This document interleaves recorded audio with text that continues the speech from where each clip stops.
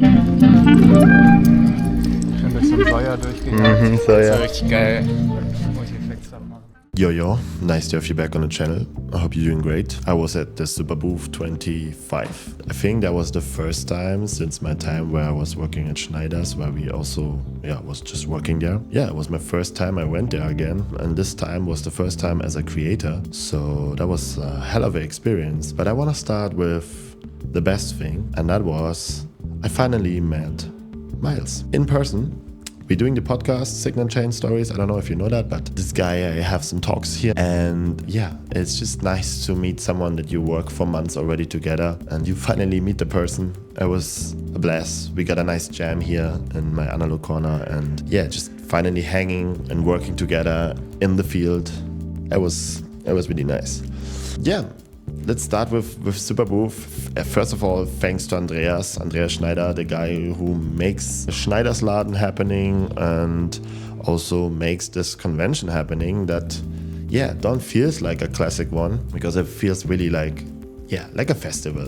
You have a lot of live music, a lot of companies that are showing off their newest stuff, but like not just the big ones, you also have all the little small ones, people who just have like first units, 3D printed parts. I really love that. So yeah, I think they doing an amazing job with Superbooth, making this convention to a really like nice vibe and like really personal. Like with all the developer, you can literally talk and see the person behind the product. And I think this is what makes this festival really unique. And yeah, just nerds showing really cool stuff there. Like I met some guy who showed me a DJ mixer that was like still 3D printed and he make a 5.1 system and panning like literally the tracks around him. That was crazy. Then that was the coolest thing I ever saw.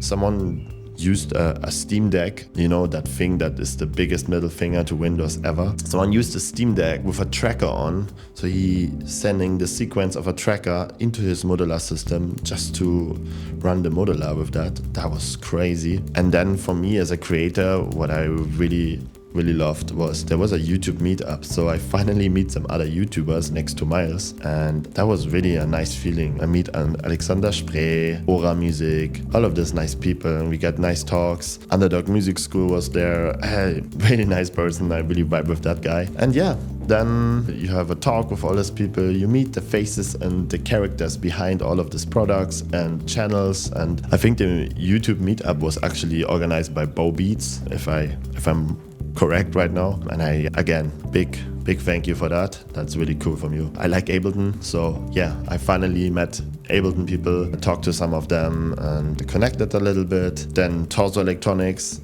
I really vibe with that company, really cool people. Let's jump into one surprise, because I know we all want to talk about some gear here right now. And for me, literally, it was the Ableton Move. I didn't have this thing at all on my radar. I was like, yeah, that's a toy for beginner producers, whatever, like a little hip-hop machine that you can have with battery outside. Was kind of a trend, let's go. But no interest at all. They let us like take one of the moves just for 1 hour, like going around and just play with it. And me and Miles, we went to a rooftop and we actually just have a like first impression, like just it's on, you start. And I loaded a 909 and just start trying stuff out. I played a little bit and I just jam with it. And this thing is really interesting because it's first of all very, very quick that you can get shit done. And you have like 4 channels, like 4 tracks where you can make sounds with. But all those 4 channels can be also a drum rack, so that gives you a lot of more possibilities for sampling. Plus you have a really cool sequencer down there. So what I was thinking, and I asked the people from Ableton, is it possible to use this like a crazy drum machine actually, because it's really light and easy in your backpack. For live acts, that would be actually a solution for another problem that I have. So I was like, okay, let's try that. I used just 1 track and put a 909 in this little test, and I was already having a little jam there. I think you can have 4 channels with drum racks.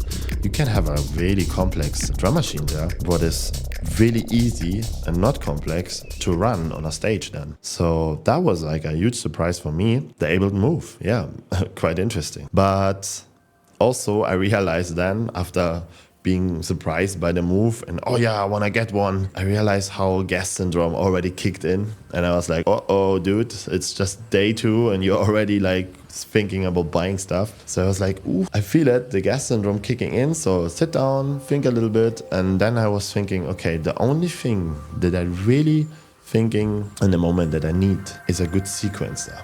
A sequencer that I can go here on my desk, yeah, and have enabled and just get my triggers from there because my system is running and just sound design is already done. I just can make really fast, cool, generative sequences that are complex and playable, really easy for me.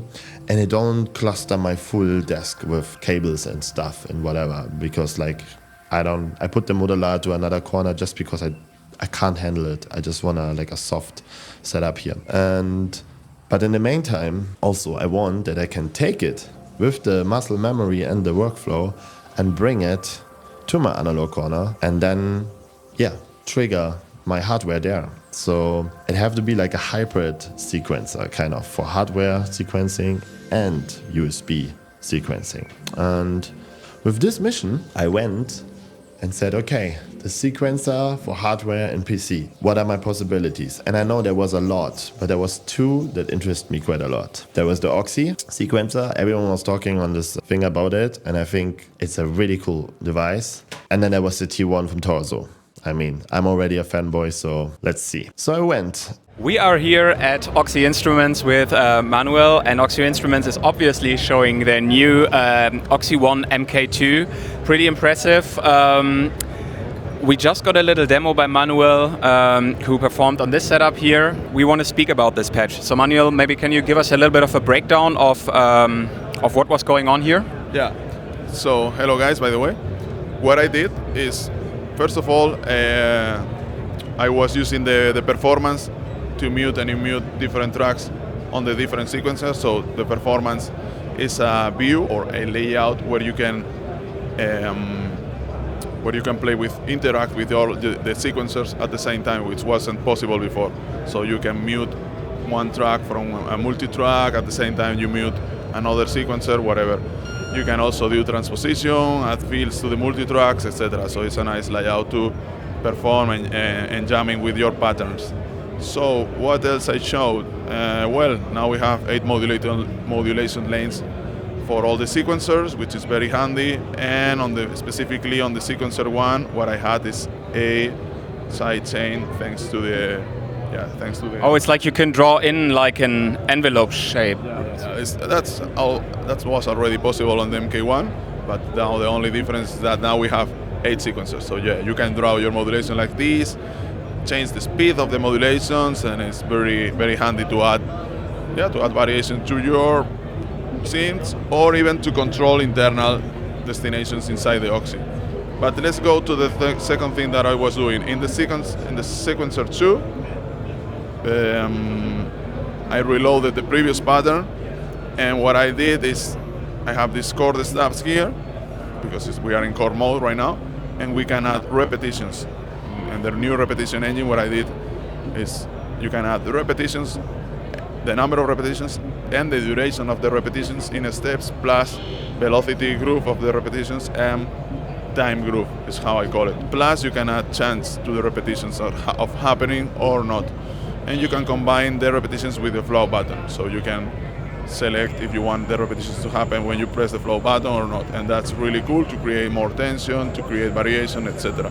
You can also use the flow button to enable steps that are only triggered when you press flow. So flow is very handy for that as well. Okay, so when I keep pressing flow and put tricks in, then these tricks will only play when flow is pressed. Exactly. When you press flow, these 2 guys will play, and the repetitions of these other 2 guys could play as well if we set the repetition to flow. So you can combine all these factors to enhance the performance, to do that. You press flow, something happens, makes it interesting again, or even creates tension if you have a lot of repetitions going on. and yeah, it's an extra layer of performance, which is always great. You can also randomize the repeats. You go to random perform and you add random repetition and random retrigger. So basically, retriggers add more repeats on the same step, and the repetitions add more repeats, but also more duration. So it's kind of a roller. So and another way of adding repetitions, you go here and boom, you add repeats, as easy as that. Nice. Or you can enter into the repetition view and you say, okay, I want 4 repetitions in 1 step or in 3 steps. Amazing way of creating repeat groups as well. Also a nice way to create different varying rhythms. Yes. Exactly. That's the main reason, right, of the repeat, to create odd rhythms, to create more groove, to get out of the grid. That's why I didn't really bother about the zoom in or zoom out that we were talking before. One guy asked me, because this way you don't need to zoom in really. You have everything you need here. You can set the number of repeats you want to create tupples, any kind of tuple, and also you can offset the steps on the grid. So you have basically all the control here. No need to be zooming in or zooming out. I don't really think it is necessary right now. I don't miss it at all. And lastly, there is one extra function that we create, a new feature that we created. I'm gonna clear the wall pattern. I didn't use it before, but it's worth mentioning. So we can add some steps, go to gen. So basically we're selecting the pitches that we wanna use, and now we can populate them using the generator. Okay. We can create an arc like this, or we can create a Euclidean pattern. And not only, you don't have to commit to the Euclidean rhythms, you can add extra step with the density control. So now I have added some extra steps, and the steps that I add affect how the notes are distributed. Would it also be possible to add steps like completely, so you have a blank sequencer and then just... You can do that. We can start from scratch. I add some steps, and you see it's not following a Euclidean pattern because we have some kind of random density going on, and now we can randomize the notes like this. Boom. Okay, so you populate them via this. Okay. You can lock if you want some note and you don't want it to be affected by the randomizer. You can lock it. And now it's locked, and we can copy this note and we can put it in different places. And these guys now are locked. So no matter what I do, they always keep in place. Okay, that's cool. So I can have a base, like something that is, I know I don't want to be changed, and then boom, randomize on top of it and change. Also randomize the octave. Yeah, you see a lot of stuff, right? Another thing that I found really interesting was the performance features, like that you can transpose on the fly different sequences that you have playing, and also that you have kind of like fill tricks that you can add in kind of like in the multi-track sequencer, right? Exactly. In performance, every row is dedicated for each of the 8 sequencers. So when you have a sequencer set in multi-track, you have access to the 8 mutes plus 4 buttons of fields from least to more density, and this will be a looper, like a quick loops of 3 from 4 steps to 1 step, like to really do this kind of repeat on this specific sequencer. Another interesting thing, grooves. If we get into the groove, we can apply grooves from 14 factory grooves. It's a little bit like the groove pool in Ableton or something.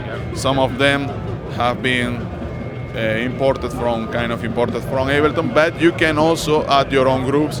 And how do you add them? You create them with the app that we are providing, and then you load them in the OXI. And you can create whatever kind of group of whatever step count, which is super great. So you can have group of 3 steps, group of 7 steps, whatever. Or the contrary, you have a group of 16. You see this, or these groups are 16 steps, like most of the groups in Ableton. I like that, but you can now select, okay, I want only 5 steps, and you draw a melody like this here, and the group will be 16, but the melody is 5, so you can desynchronize the group from the melody, something like that. That's it. and it's live, so you can apply as much velocity groove as you want, or as much time groove as you want. What is the time groove? How the steps are out of the grid. Okay. I've seen you, one question, I've seen you reloading kind of like the pattern after you did the jam. Is that also something you could do when you play live, like when you just really go crazy on it and then just go back to a safe state? You can either reload, that's one way. To reload, you only have to press shift and load, and it will be reloaded when the quantization happens. Boom. Oh, cool. That's and you can do that live, right? Yeah. Or you can get into the snapshot, fuck everything, boom, boom, boom, boom, I place with everything, and when I'm ready, I press the snapshot, release the snapshot, and when the transport bar reaches the end, boom, it changes. Okay, that is pretty cool. Yeah. You have to get used to that workflow if you want. But it's great because sometimes you want to open the cutoff of one scene, the cutoff of the open, the decay, whatever, mute, a lot of things that then you cannot revert manually because it's a lot of stuff. Yeah. That's something I like to do with the Electron boxes, like fuck everything up and then just press this function no, which gets you back to a safe state. So I think that gets really close to that, which is really cool. Yeah. Basically it's the same thing, I guess. Yeah. But maybe the difference is that it's quantized. I don't know if in Electron it's quantized as well or not. No, I think it's just like you press it and then it goes back. Yeah. Well, you don't always want it to be quantized, but in this case, I think you can configure if you want it to be quantized or not. Now I don't remember. Okay. Cool. Well, the repetitions, we already talked about them, right? The repetitions. There is another function which is the accumulator, which is super nice. Then the new arranger has been improved as well. The CV gate has been kind of optimized for this new 8-sequencer layout. Yeah. Awesome. That's a really cool overview. Thank you so much. So you see, the OXI is a device that can go super deep. I mean, you literally can paint your modulation even. And then you have 16 LFOs and like it's super complex, but it can be really simple if you just say blank, I generate some notes, I like these notes, I lock these notes, now I'll generate the other notes, but the locked one stays like they are. It can be a really cool workflow and it's like kind of small for what it can do. So you could have it here on the desk and then you can bring it, you have all the CV and the gates in the back and bring it to the hardware corner and have you still your same muscle memory, all of that. So yeah, the guy who developed that thing is a super nice person. I really like his vibe and his humor. And yeah, I think it's the last answer you can have to a sequencer. Like there's everything inside you need, but it still have, of course, kind of a little bit of menu diving because you need some muscle memories for some shortcuts, of course. But the torso don't have screens or anything. And I was like, okay, show me how an algorithmic sequencer works when you have no plan. So I asked the people from Torso. This is the moment where you will show me the T1 because I never touched the thing and I have this S4 and I want to know how to sequence stuff and also how this thing in total kind of works. If you have a basic way to explain it to me. Sure. I will try to do it basic. Yeah, but I know it can be complex. Exactly, because this sequencer is an odd sequencer. It's not like any of the other sequencers out there. So it's there's some you need to get your head around it. But I love Euclidean math. I was using Euclidean sequencing all the time in my modular live acts. Yeah. So when I saw the T1, I was like, hey, wait, this is like everything I love in one little designer package. So I was like, I want to know that. Yeah, so if I jump right into it, these represent tracks by default. So the 16 tracks, and if I'm turning these knobs, I'm making changes to the selected track. And in here, I can turn and make pulses. This is a Euclidean algorithm. I can also place them, and I can also make Pitch. I see. Every parameter here can be locked in, and from there I can pick a scale. I can also I can also play it in polyphonic chords. You can make chords with that thing? Yes, yes, yes. And also it can do a lot of random modulation on every On the velocity, nice. velocity and all kinds of Accent notes. accent notes. And even though I've made some, one second, I don't like this one.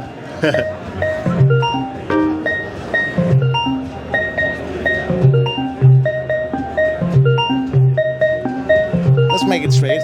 All right. Why not? Why not? Let's go. So right now I have some fixed notes and everything, but one of the ideas with the unit was that it would be really interesting to make everything floating, so nothing is fixed to anything. So right now, just by turning the knob, I can even random modulate that.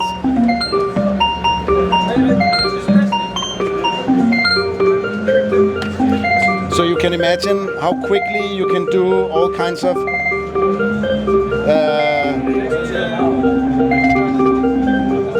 you can do like all kinds of One second, I'm just gonna make sure this one is not. So yeah, we're sequencing only, but the sound comes from the S4 right now. Yeah. That just have like a basic patch.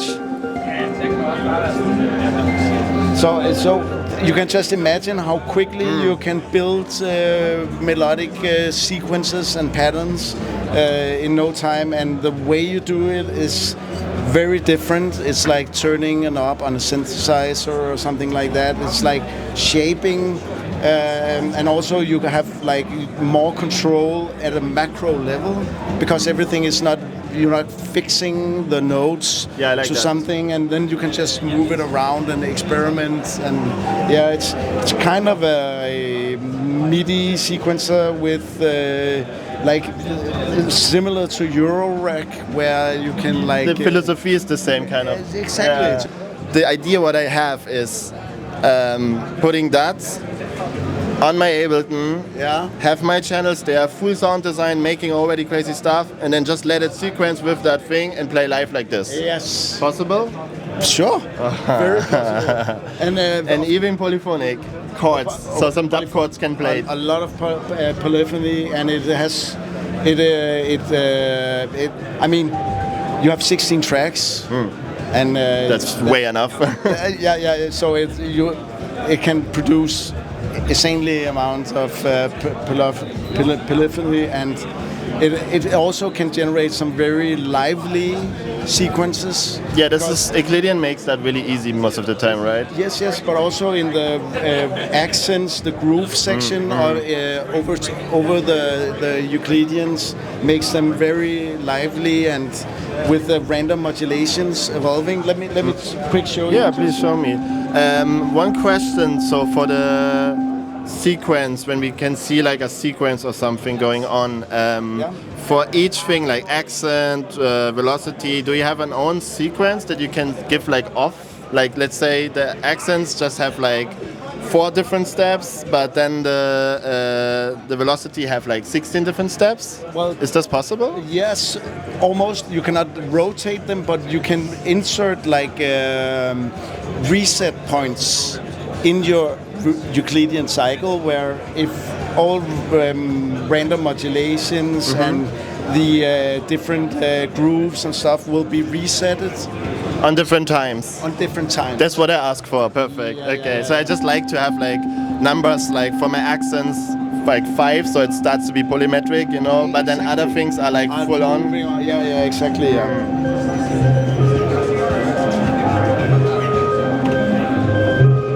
It just gave me that one, random modulation over the pitch. And here some accents. The accents. And then you can, with the random modulation, if I turn the random knob all the way up. But it stays in key. It stays in key, yes. Nice.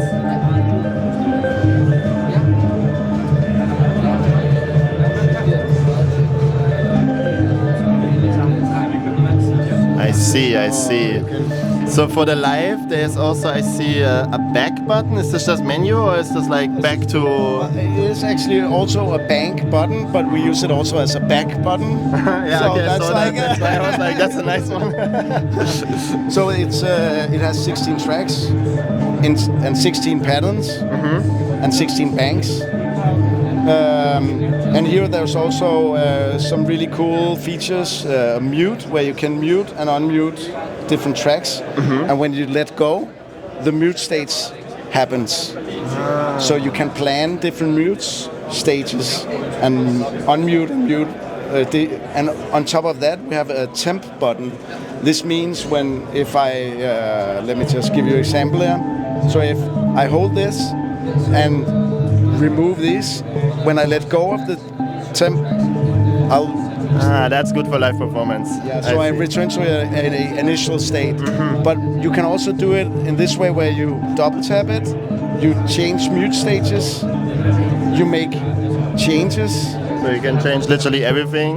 Yes, and if I press this, mute stages and temporary changes happen simultaneously. But now I muted though. But if I had more tracks, you can imagine. Yeah, I see. So yeah, it's a little bit it's like functional from Electron or something. Exactly. Yeah, so it's so it's that's pretty much it. Okay. And I see also there's just one cable, so this thing is like nice.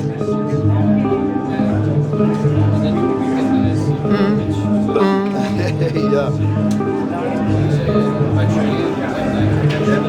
Okay. Yeah. Beautiful. Through the S4, it's Yeah. The good old S4.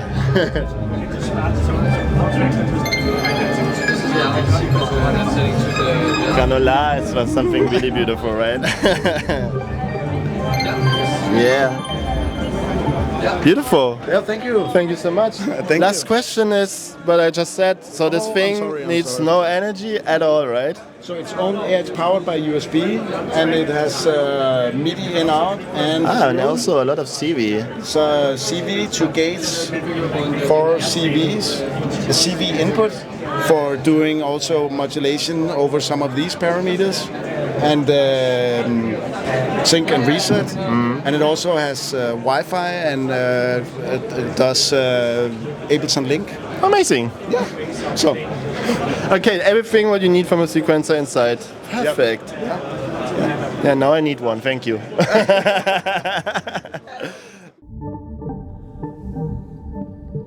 And there we are, like Torso Electronics, really nice people. I already have the S4, so the two things next to each other would also really look nice. I like this aesthetics, the little things. And in the end, it's mainly focused on Euclidean math, what I love to use. So I guess I will try to get a T1 in my house and sequence not just my S4 with it, but also my modular system and my Ableton. Yeah, I would say I'm going for the T1 just because it's also a bit cheaper than the OXI One. Because OXI I think was like 999, so 1,000 euro for a sequencer. And I just like the workflow with playing with the knobs, touching them, randomizing accent notes, all of this was making more click in my head in the interview than on the OXI One. But I think it's just because when I see screens, I'm already out. Yep, that was Superbooth for me. The search for the perfect sequencer. There was so many cool tools, but I mean, there are people making much better videos.